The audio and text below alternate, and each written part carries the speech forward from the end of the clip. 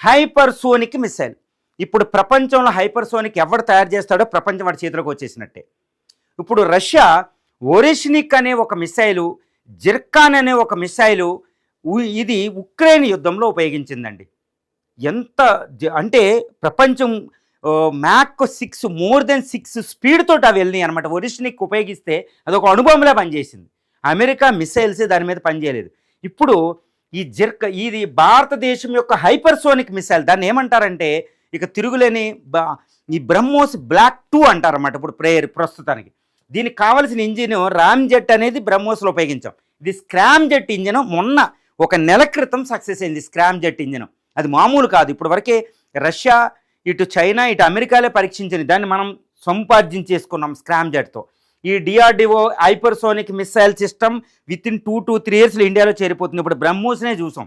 బ్రహ్మోస్ అనేది only 3 speed తోటి వెళ్తుంది. ఇది మ్యాక్ అప్ టు 10తో వెళ్తుందంటే మీరు ఊహించుకోండి, అసలు కంటికే కనపడదు. ఈ జిర్కాన్ మిసైల్ రష్యా ఉపయోగించినప్పుడు అది కంటికి కదా అసలు ధ్వని 4th స్టేట్లోకి వెళ్ళిపోతుందంట. ఫిజిక్స్ తెలిసినోడు బాగా తెలుస్తుంది. ఇంకా అది కంటికే కనపడదు. దాని వేగానికి కంటికి కనపడదు. హనుమంతుడు వేగం వెళ్తుంటే అలా 4th స్టేట్ అని ఒకటి ఉంటుంది అనమాట, అందులోకి వెళ్ళిపోద్దాం అనిపిస్తుంది. ఇది ఫ్యూచర్ వెపన్ అండి. ఇది భారతదేశాన్ని విత్ ఇన్ 2 to 3 yearsలో వస్తుంది. ఇది ముందంజలో ఉంది.